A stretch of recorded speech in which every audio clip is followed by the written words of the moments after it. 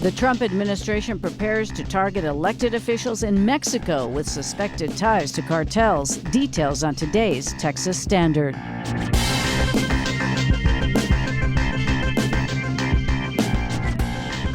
Texas Standard is a production of KUT Austin, KERA North Texas, Houston Public Media, and Texas Public Radio in San Antonio. I'm Angela Kocherga in El Paso. Also, the effort to build more border walls in Texas includes bonuses for some landowners in the Rio Grande Valley to speed up the process. Plus, teachers who work as tutors could earn extra money under the new voucher plan. Sounds good? Critics say otherwise. We'll explain. Also, a group of marine biologists in Texas discover a new jellyfish species. And we'll have a report from the Parasport Games in San Antonio. All that and more ahead on the Texas Standard.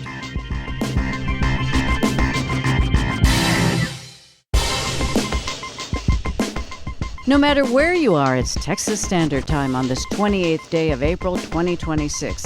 I'm Angela Kocherga, and so glad you can join us. No other state does more business with Mexico than Texas.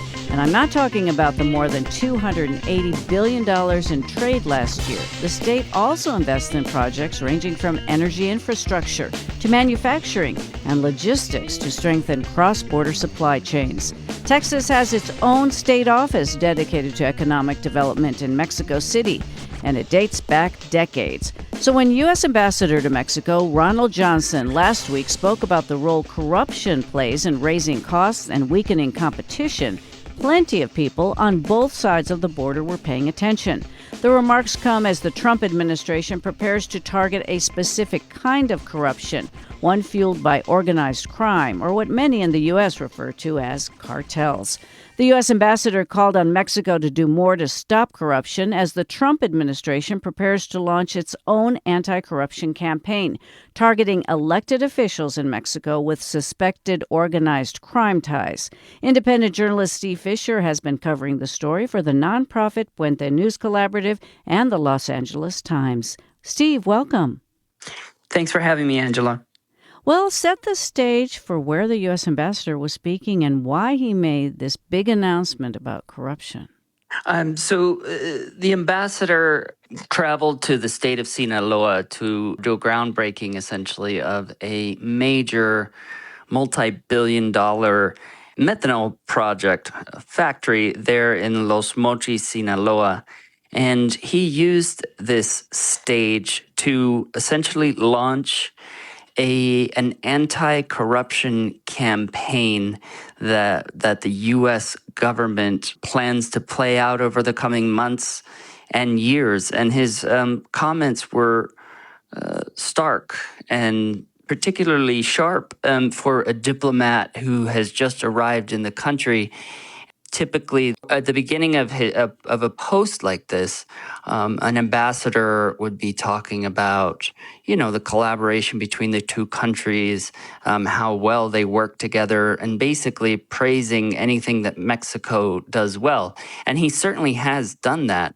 But these remarks that he made in the state of Sinaloa took a sharp turn. And basically, he said, in order for future investments like the one here in Los Mochis to happen, we're going to have to tackle corruption, bribery, and other things related to corruption will no longer be acceptable. And then he took it one step further. He said, in fact, and this is paraphrasing, of course, there may be some action on that front soon. Stay tuned. All of this was a break from decorum of an ambassador in Mexico in recent history. So some very blunt statements, and let's just dig a little deeper. He was talking about a specific type of corruption, or at least you've learned that that's what they want to target. Give us some details about the campaign and who might be at risk of getting some consequences from the U.S. and how. We're talking about people linked to organized crime, elected officials?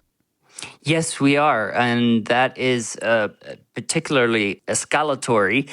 Based on what I learned from my sources, this campaign is to target sitting government officials in Mexico. We're not talking about just the revoking visas, which has occurred on occasion over the past year. We're talking about possibly U.S. indictments against active politicians in Mexico, including from Mexican President Claudia Sheinbaum's own party, Morena party. A serious escalation from the United States in terms of an anti-corruption campaign. So what has the reaction been from the president of Mexico and others? She's been asked about this. Well, the president was asked about the comments when they came out, and then again when our story broke, and asked about this campaign, and her response is essentially, we will go after anyone in Mexico who we have evidence on corruption, as we're already doing. And she said that the United States should do the same in their own house. Well, she's also been asked about something else you reported on recently, the deaths of 2 CIA agents in the state of Chihuahua, which borders Texas, and they were working very closely alongside Chihuahua state investigators to dismantle a drug lab when they had this car crash. So tell us about that. What happened and what has the fallout been in Mexico? Yeah, so there was initial reporting of 2 CIA agents that had joined Chihuahua state officials to a raid, a major drug lab in the mountains of Chihuahua. And what I was able to find is that, in fact, there were 4 CIA officials who joined in that raid, and that they had dressed in Chihuahua state investigator outfits to blend in with the convoy, with the officials that were going out to take down this raid. And then on the way back, of course, one of the vehicles going around a turn plunged down the side of the mountain, and the 2 colleagues in a truck behind them went down the mountain to try to save their colleagues, and it was too late. In Mexico, the reaction has been quite strong. The President Sheinbaum has said that that federal counterparts in Mexico were not informed of this plan, and has blamed the state government for basically allowing CIA officials to join on a raid without informing the federal government. Well, finally, in the little time we have, what are you keeping an eye on in terms of this anti-corruption campaign as it's rolled out? Well, I believe that the U.S. ambassador to Mexico, seems to take this campaign very seriously. It seems, and from what sources tell me, that this campaign has teeth, and that in the coming months and over the next year or two, we should be expecting charges against public officials in Mexico in a way that we have perhaps not seen in recent history in the country. Steve Fisher is an independent journalist and contributor to the Puente News Collaborative and LA Times. Steve, thank you. Thanks so much for having me, Angela.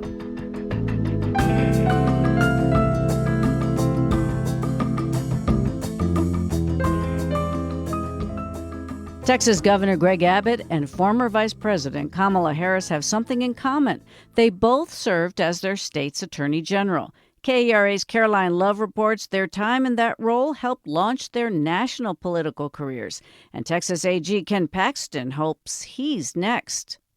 Harris and Abbott aren't the only notable former attorneys general who moved up into higher office. U.S. Senator John Cornyn from Texas was also AG. So was New York Governor Andrew Cuomo and his predecessor, Eliot Spitzer. Paxton has been Texas Attorney General for over a decade. Now he's challenging Cornyn in the Republican primary runoff election. A lot of Texas voters have already checked the box next to Paxton's name on their ballot more than once. Attorney General is a statewide office, just like governor or senator.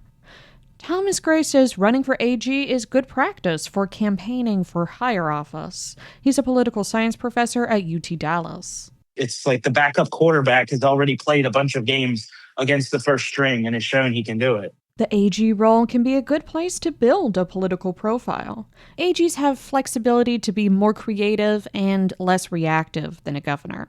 Sometimes something happens in the state and the governor has to respond, like a natural disaster or a mass shooting. An AG might file a lawsuit or launch an investigation related to such an event, but they usually don't have to.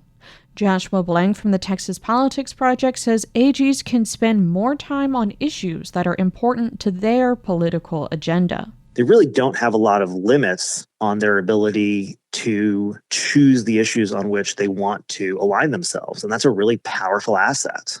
There's no other office in state government like that. Many of Paxton's lawsuits focus on national Republican priorities and issues that are important to President Donald Trump. He filed multiple lawsuits on abortion access and gender-affirming care for minors, and he challenged the 2020 election results. Focusing on those issues is strategic. If done right, you can sort of tick the boxes of the constituencies that you will need in future. That's Rebecca Dean. She's a political science professor at UT Arlington. Texas has become a leader for championing often divisive conservative causes at the national level with Paxton as AG.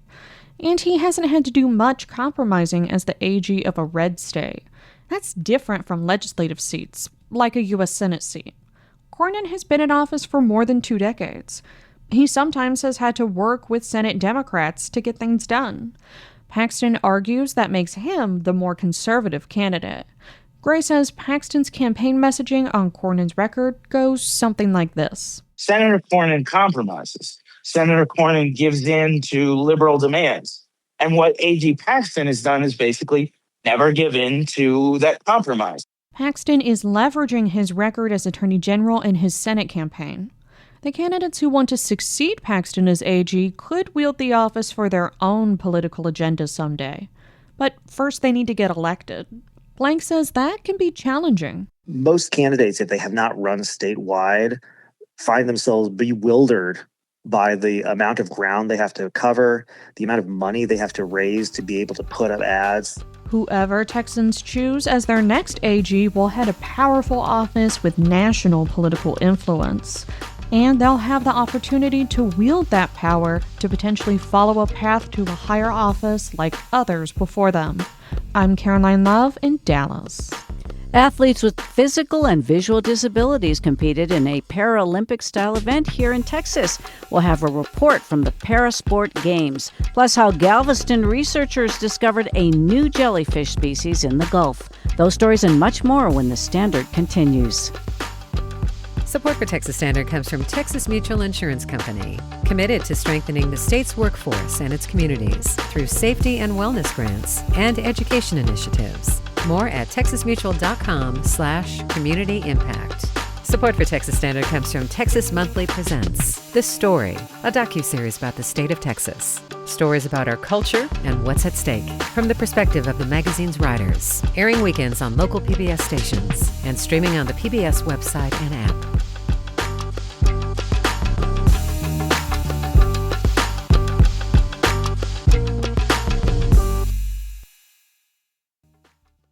This is the Texas Standard. I'm Angela Kocherga. Athletes with physical and visual disabilities competed in a Paralympic-style event in San Antonio over the weekend. Texas Public Radio's Jackie Velez reports from the Texas Parasport Games. Competitors with a range of disabilities competed in air gun, wheelchair tennis, and para-powerlifting at Morgan's Event Center. Returning parasport athlete Lyndon Williamson of Bernie was ready to compete in her first air gun competition. They have the Paralympic coach here who's been teaching us the pointers, and they have the equipment for us to try out, and here I am having a great time. Marco De La Rosa is an air gun competitor and coach who lives in San Antonio. He says patience is key for newcomers. That's one thing with this thing is it's a lot of mental, a lot of patience, because when you first start, everybody's not good at it. Everybody. I mean, it's just like that. But and then, like everything, the more practice you do it, the better you get.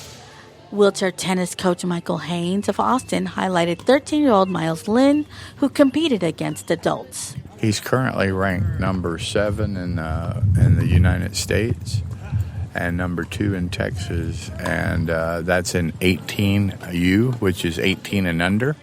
So, and he's only 13 years old. So we look forward to him really doing well and probably playing internationally starting next year. Qualifiers will travel to national championships in Michigan and New York in July. I'm Jackie Velez in San Antonio.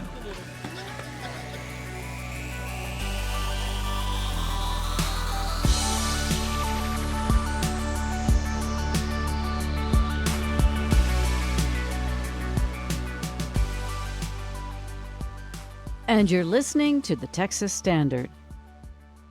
Last year, Congress set aside more than $46 billion for the construction of border barriers, including river buoys and more 30-foot-high fencing. The Trump administration wants to get this done quickly. It's one of the reasons U.S. Customs and Border Protection is offering landowners along some parts of the Texas border $5,000 to let contractors survey their property and begin construction. Gus Bova is editor-in-chief of the Texas Observer, which published a new story about all of this. Gus, welcome to the Texas Standard. Thank you for having me. Well, tell us more about these letters that landowners are getting and what the government wants. Yeah, the letters, they offer the bonus that you mentioned, and they ask for the right to both survey the property and, crucially, because this is the difference from similar letters in the past, they also ask for the right to begin wall construction at that stage in the process rather than just survey. The letter also says that if the landowner refuses this, it says in a somewhat threatening way that they'll be referred for condemnation proceedings with the Department of Justice. Well, we'll delve a little deeper into that. I mean, is this unusual to not just ask to survey, but we're going to start construction? And what happens if those landowners choose not to cooperate with the federal government? Yes, it's unusual for them to ask for the ability to start construction at this phase. In the past, it was broken into two distinct steps, just the survey, and the landowner could give permission or not. They might have to go to court. And then in a separate second phase, they'd get to dealing with the actual strip of property itself for the wall. So that is unusual. If the landowner says no, then there's a good chance they'll end up going to court. The Department of Justice will have to file a condemnation lawsuit. Now, the thing attorneys will say is that's not necessarily a bad thing. That's common in eminent domain proceedings. Often it's a good way for landowners to get the best value for their land and have their sort of rights and due process protected. So it's important, attorneys say, for landowners to understand they may actually want to go to court. And do this early in the process. So in the story, it says generations of informal inheritance in communities along the Texas border have delayed condemnation suits in the past. What does that mean? Yeah, so the land along the Rio Grande is almost all, the vast majority is privately owned. Some of the property owners are families that trace their ownership back to Spanish land grants even, so this can go back hundreds of years. This is land that has maybe been used for farming in the past and is now used for recreation or ranching, or in some cases is just kind of there.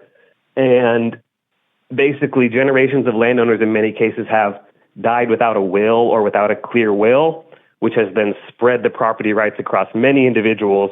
And it's actually a very cumbersome process for the government to identify who all needs to get paid for this land. They have to put notices in the local newspaper, and it can be dozens and dozens of people. And the people themselves often may not know the full extent. And so that has slowed down wall construction in the past, but legally it's basically necessary work for the government here. Yeah, it's very interesting. In Texas, most of that land is privately held, and in other border states, it tends not to be. So tell us, U.S. Customs and Border Protection, you mentioned, that's the agency in charge of all this. It seems to be in a rush to get this done. Is this because of political pressure? Say more about this. So the agency received an unprecedented amount of money in the so-called One Big Beautiful Bill for border barrier construction, approaching $50 billion. And it seems that they are proceeding in a somewhat haphazard way. If you look at, they put up a smart wall map up on a web page that they were constantly updating and causing all kinds of outrage in the Big Bend area, showing contracts awarded for property they haven't even begun to acquire. And then all of a sudden, a few days ago, they take that map down. And basically, what you can see in federal court records is they have not really made significant progress in obtaining the land they need in South Texas, even though they're already awarding contracts. And so that seems to suggest that they're in a rush. And the $5,000 signing bonus also seems to suggest that they're in a rush to try to entice people to sign quickly so they can go fast. There's also the risk based on the past that if they take too long, a Democratic president could take office and could attempt to halt the construction. And we have seen some of that happen. So that $5,000 is something new, that bonus, as you call it? Correct, yeah. Yeah, that's new. In the past, as I was mentioning, there'd be an initial survey step. A landowner would usually maybe get like $100 at that stage of the process. So the $5,000 bonus is a new tool they're trying to use. Well, what are you keeping an eye on, your reporters, as this moves forward? Well, I think reasonably so. The Big Bend area has gotten a lot of national and state media attention. That's very understandable given the importance of that region. What I think it's important not to forget is sites in the Rio Grande Valley that were protected by Congress in the past, such as the National Butterfly Center, the La Lomita Chapel Historical Site, and others, are currently in the crosshairs because the One Big Beautiful Bill did not reiterate those congressional protections that were passed during the first Trump administration.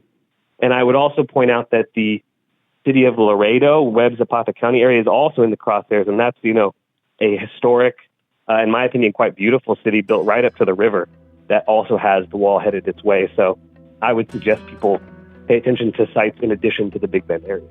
Yeah, very beautiful area. Laredo, I agree, and of course the valley, lots of beauty there. Gus Bova is editor-in-chief of the Texas Observer. Gus, thank you for coming on The Standard. Thank you.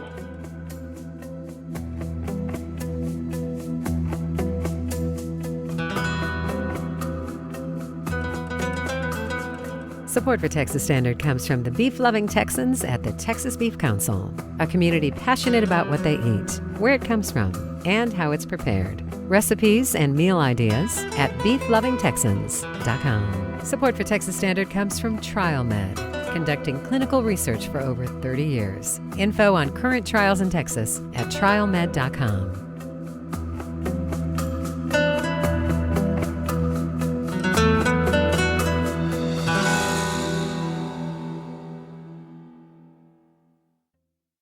From the Texas Newsroom, I'm Tom Perumian. Questions are being raised about the lack of training for staff at Camp Mystic.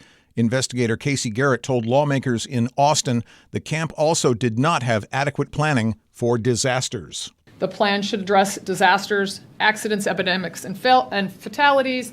This plan covers two. The plan should address emergency shelter and evacuation, does not address evacuation. Campers were not instructed. No specific assignments were given to staff or counselors, and no documentation of training because inadequate training was given. A second day of testimony takes place today as state lawmakers review failures in the deadly 4th of July floods. A hearing is underway in Travis County as advocates try to put a stop to a new regulation on hemp. State regulators, at the urging of Governor Abbott, have effectively banned smokable hemp, as well as set limits on the amount of active THC in various products. The U.S. Supreme Court has ruled again that Texas' redistrict congressional map will be allowed to stand. Houston Public Media's Andrew Schneider reports the 6-3 decision this week effectively guarantees the map will remain in effect at least through the midterm elections this fall. The Supreme Court reversed a district court injunction that would have blocked the Republican-drawn congressional map from taking effect in time for the 2026 general election. State Representative Jean Wu, minority leader of the Texas House of Representatives, acknowledges the clock has run out for Democrats on this fight. This is, as we complained about in the beginning, this is part of the game Republicans and conservatives have been playing, that they rigged the Supreme Court to create this new policy where if they make a decision after a certain time, even if it's a bad decision, that, well, we're not going to change anything. Governor Greg Abbott hailed the decision as a victory for Texas voters, common sense, and the U.S. Constitution. I'm Andrew Schneider in Houston. A $1 billion desalinization plant is planned for South Padre Island. Texas Public Radio's Steve Short has the details. U.S. Desalination and IDE Technologies have formed a partnership called RGV Desal after officials in Cameron and Hidalgo counties approved the project. The plant's expected to produce 50 million gallons of drinking water per day from Gulf seawater, with the potential to expand to more than 100 million gallons per day. RGV Desal representatives say the Rio Grande Valley is among the most water-stressed regions in the United States. The plant could be operational within the next 5 years. I'm Steve Short in San Antonio. And I'm Tom Perumian from the Texas Newsroom. Support for these Texas headlines comes from the beef-loving Texans at the Texas Beef Council, a community passionate about what they eat, where it comes from, and how it's prepared. Recipes and meal ideas at beeflovingtexans.com. 33 minutes past the hour, Texas Standard Time. I'm David Brown. You may think that if you've seen one jellyfish, you've seen them all, right? One floating, stinging blob. It can't be that different from another, right? Well, a group of marine biologists at Texas A&M University Galveston would beg to differ, as they have recently identified a jellyfish species previously unknown to science.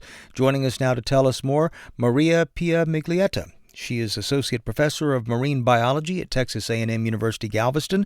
Professor Miglietta, welcome to the Texas Standard.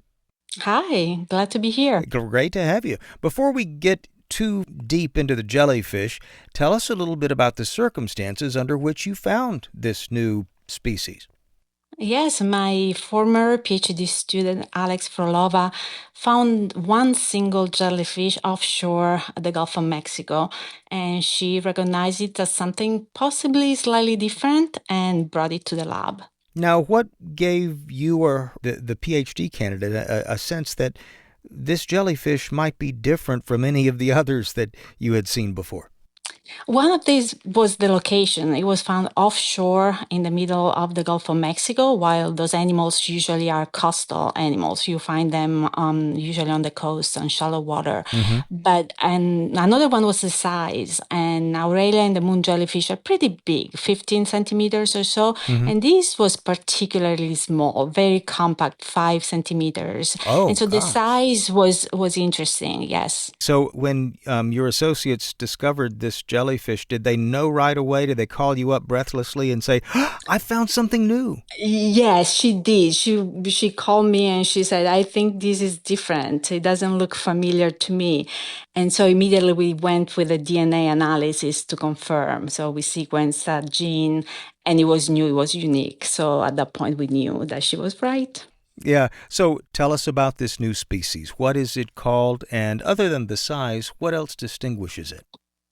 It's called Aurelia profunda. We gave it the name because we believe it lives in deep water. It is smaller than all the other moon jellyfish that are out there, but the juvenile jellyfish, the newborn jellyfish, and the polyp that forms the jellyfish, they're some of the biggest within the group. Oh, that's really interesting. Now, the specific individual that your team retrieved, I gather, was pregnant at the time, or I guess the jellyfish equivalent of pregnant.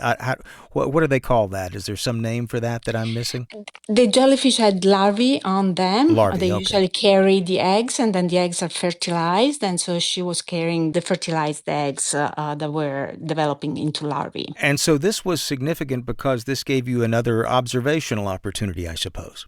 Absolutely, because if you find one single jellyfish, then that's all you have. But in this case, we had the larvae, and we were able to get a culture of polyps in the lab, and from the polyps get new jellyfish, and therefore look at the entire life cycle. I'm curious how something like this could go on for so long undiscovered, especially when you have folks from Texas A&M Galveston out there in the water. How did this one slip away? That is an excellent question. Some of those animals are deep water animals. And so, of course, we explore the deep sea way less than we do the coastal water. So just by the fact that they're in that part, right, in the deep waters, they're way less accessible to scientists.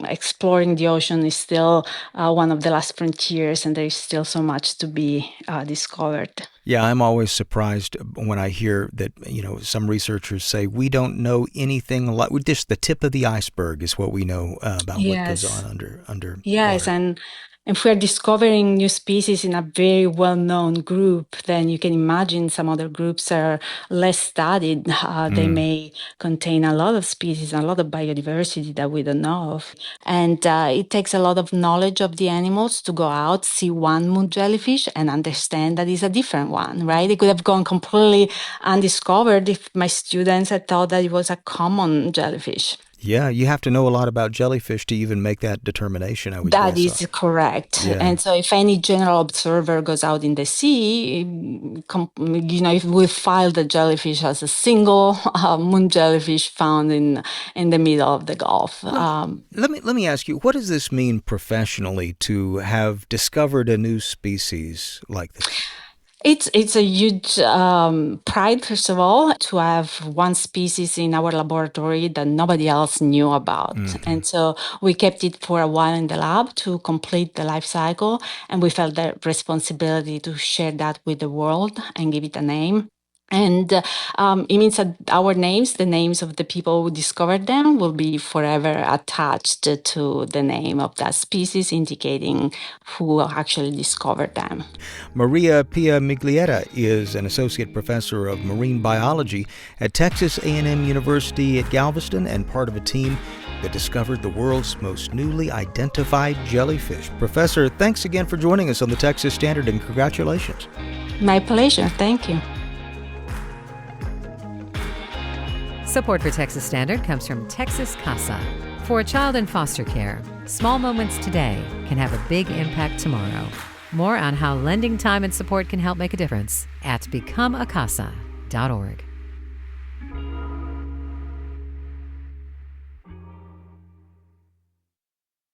It's the Texas Standard. I'm David Brown. When Joanne Borelowitz was about 10 years old, her father told her something that would stick with her. He said they would have to leave South Africa because Jews didn't belong and South Africa couldn't ever be home. The years passed by and Borelowitz grew up anxious about the meaning of home. And she reflects on that anxiety in her new memoir, Somewhere I Belong, a story of country, family, home, and Jewish identity. These days, Joanne is an art historian who calls Austin, Texas, home, and she joins us now to tell us more. Joanne, welcome to the Texas Standard. Thank you so much. Thank you for having me. Tell us a little bit more about your family's eventual departure from South Africa. You were considerably older than 10, but that stuck with you. Well, we all left separately, actually. The first to leave was my younger sister, who moved to the UK. I moved next. I married and came to California with my husband. I'd been accepted into Stanford, and he'd had a job offer. And then my parents and my youngest brother left next. They all went to Israel. And the one who remained in South Africa was the first of my two brothers, the firstborn. He was finishing his medical training, and then he also moved to Israel. You felt that it was necessary to move, and I'm wondering if you can say more about that.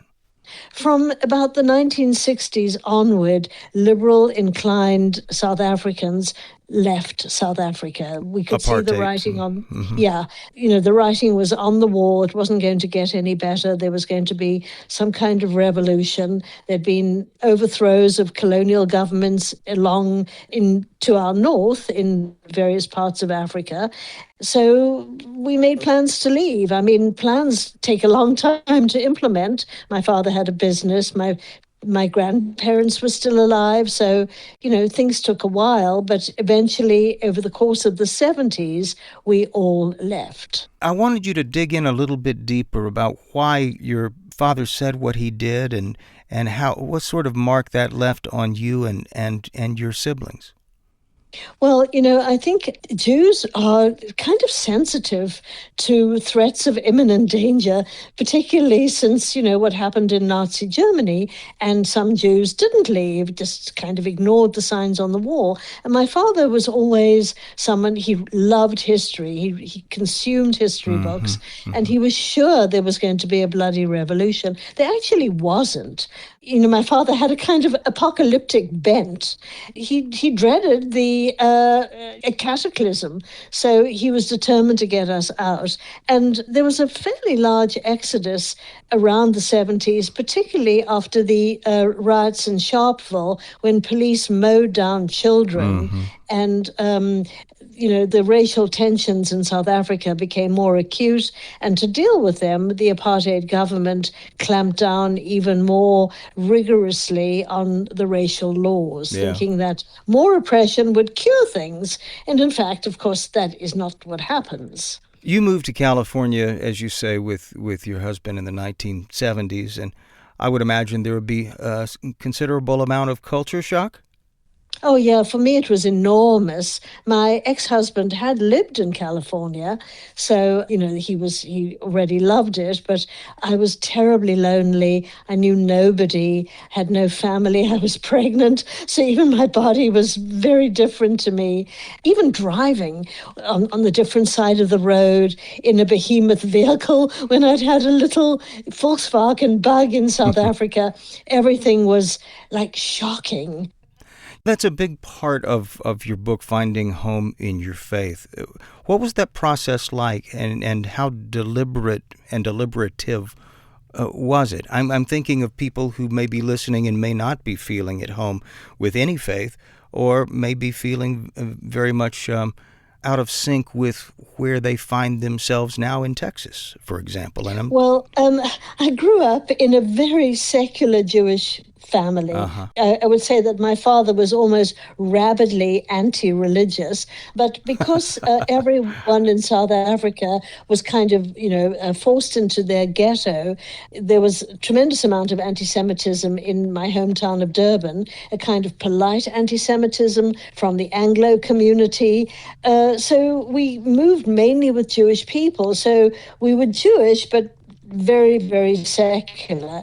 My parents have never been religious, but I'm not sure if it was partly in rebellion against my father, but I began to be attracted to the rich history of my people. And the more I got into it, the more I wanted to get into it.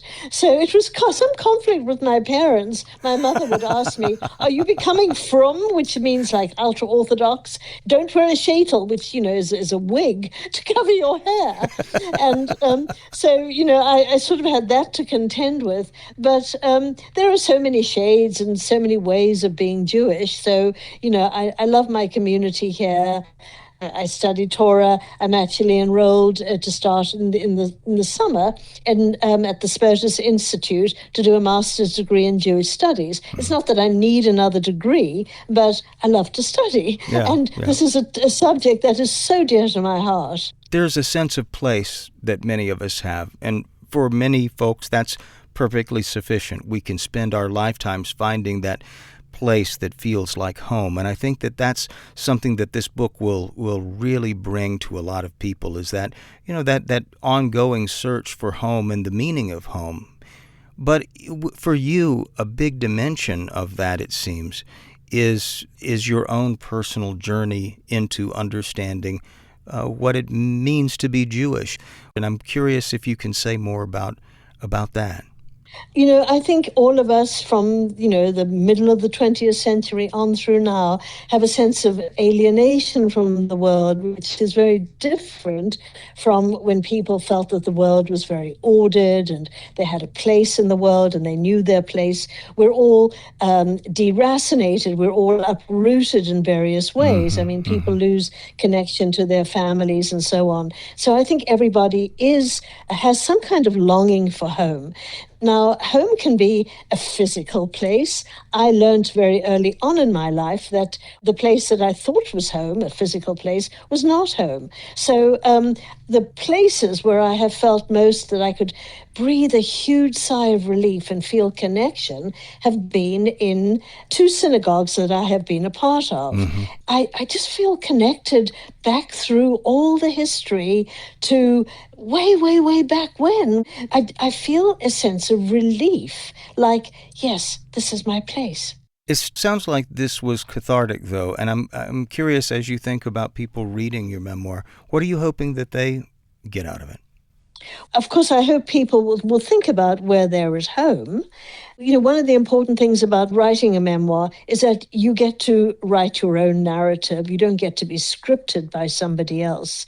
So I think some of my fumbling towards my truth comes through in my memoir. I hope people will be prompted to reflect on their own stories and how they might like to tell it, even if they don't write a memoir, but just think about their own stories in different ways. Joanne Borelowitz is the author of Somewhere I Belong, and we're going to have a link to more so that you can dig deeper over at texasstandard.org. Joanne, congratulations on the memoir. Thanks, and we appreciate you taking time to talk with us on the Texas Standard. I appreciate so much that you were interested in interviewing me. Thank you.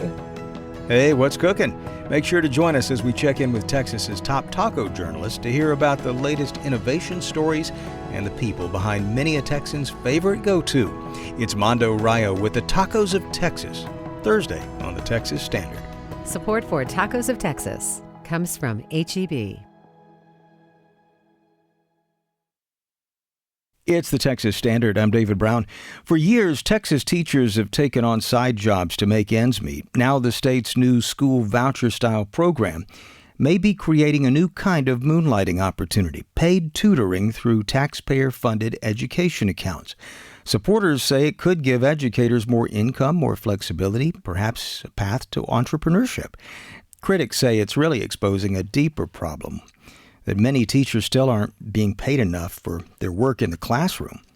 Axios reporter Madeline Mendoza has been looking at what this could mean for Texas teachers, families, and public schools across the state. Madeline, welcome to the Texas Standard.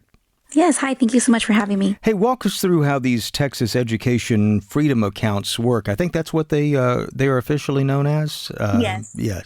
How does tutoring fit into this program? So basically, vouchers are worth about $10,000 per student, and families can use that for private school or tutoring. But what's interesting, as you mentioned, is this creates a new lane for teachers to work outside the classroom as independent tutors or small business owners. So they have to set up their own accounts to become a vendor through the state. So that kind of opens up a lot of different logistical questions. And so there's a group here in San Antonio that is offering town halls, or they did host town halls to kind of help teachers navigate that new avenue. So it's not just schools now. It's more like, I'm seeing it more like a marketplace where teachers are vendors, or just not just as employees. So it seems like, if you're reading between the lines, it might be more viable for retirees or former teachers, because some districts, there's this gray area that some districts, Texas is a huge state, and districts can have their own rules. And some districts, I've heard from critics, don't allow teachers to even tutor kids within their own district. Okay. All right. So that can open a whole other, messy area there. But on paper, it seems to provide flexible hours. And proponents say that it can have similar pay to what teachers are making in the classroom if they create a schedule that works for them, and a time pay that works for them, a fee. Yeah. So, well, let me stop you right there, because I want to make sure that there's a lot that you've just hit us with.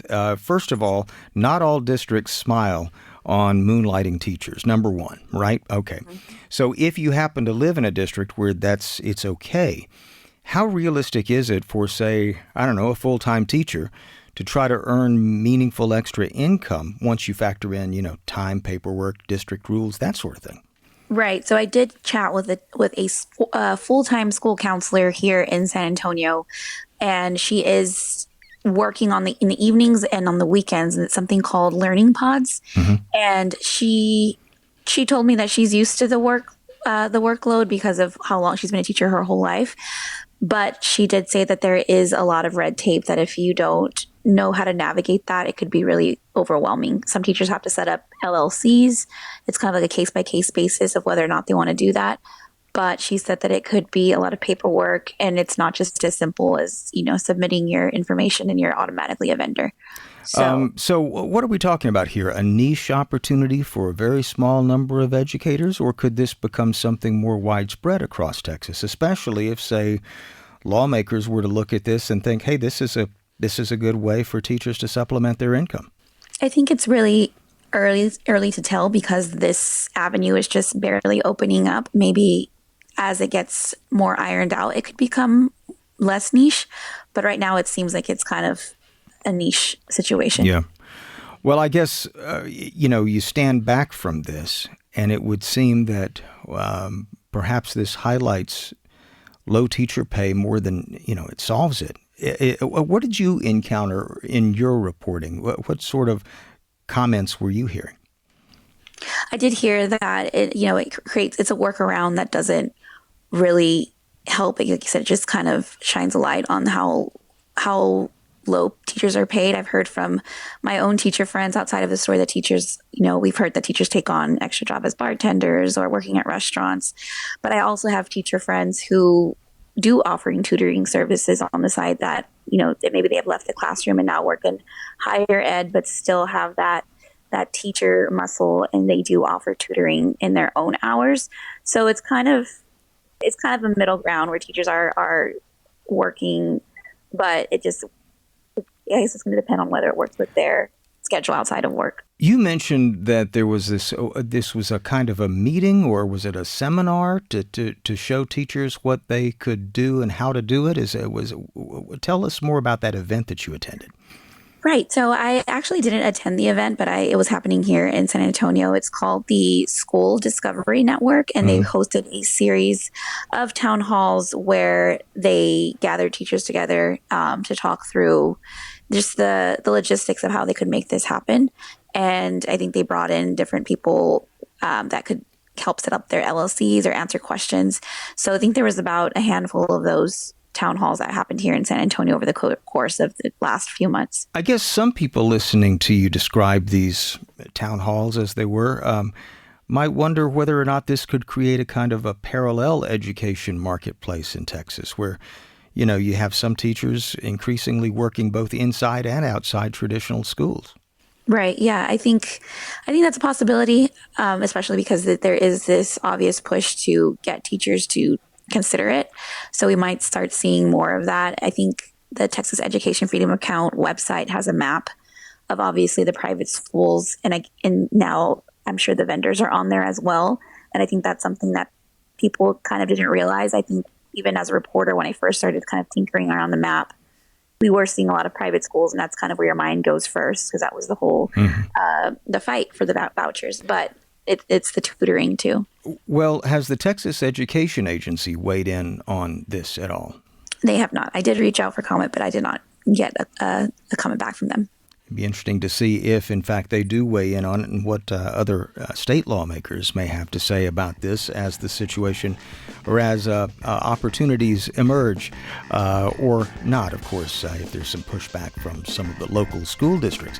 Madeline Mendoza is continuing to track this story for Axios. We're going to link to her latest at texasstandard.org. Madeline, keep us posted. Thanks so much. Yes, thank you so much for having me.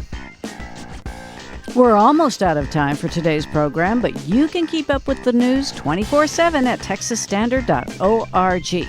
A new poll conducted in mid-April by Texas Public Opinion Research found Democratic State Representative James Tallarico is leading both Republicans he might face in the November election for U.S. Senate. Tallarico is ahead of Senator John Cornyn by 3 percentage points, and Attorney General Ken Paxton by a margin of 5 percentage points. Cornyn and Paxton face each other in a runoff on May 26th. This weekend, if you live in Austin or plan to visit, come meet Texas Standard and KUT folks at the first ever KUT Festival. The event will feature live music, activities for kids, and panel discussions covering topics on a variety of issues, including politics, the arts, and sports.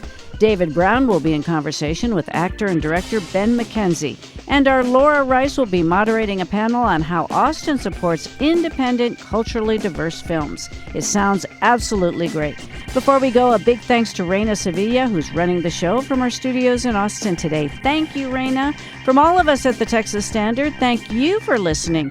Hope you can join us again tomorrow. I'm Angela Kocherga, wishing you the very best from El Paso. Philanthropic support for Texas Standard comes from Casey and Scott O'Hare, the Winkler Family Foundation, Lynn Dobson and Greg Wooldridge, Adrian Killam, and the George Huntington family.